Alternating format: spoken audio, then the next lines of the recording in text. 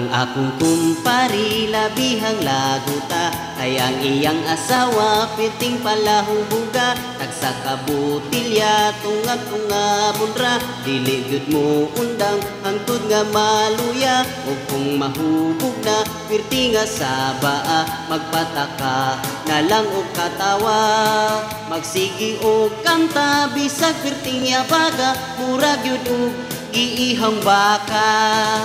Ang iyang asawa kung di makainom, ang lawas magluya wala sa kondisyon. Ang mga barkada sa ila mo sulong, puha ag inimnon hangtod niyang imnon. Ang mga barkada dili gyud mo balibad, kung abrihan ang usa ka lapad. Magsugod og buntag hangtod sa maghapon, bahala og walay mga kaon.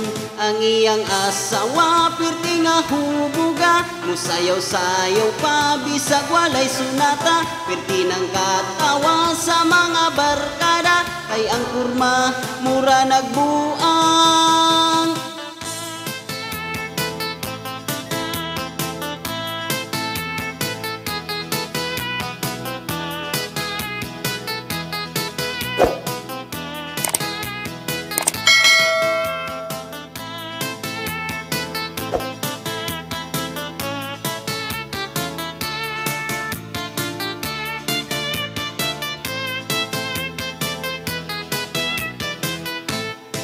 Ang iyang asawa pirti ng hubuga, musayaw-sayaw pa bisag walay sunata. Pirti ng katawa sa mga barkada, kay ang kurma mura nagbuang. Ang iyang asawa naglisod naglakaw, kay ang tuyok-tuyok naman ang pananaw. Atras abantina mura nagasatsa, wala gyud mo tulid kay sige katumba. Ang akong kumpari pirti ng laguta, kay ni uli tungang gabi na.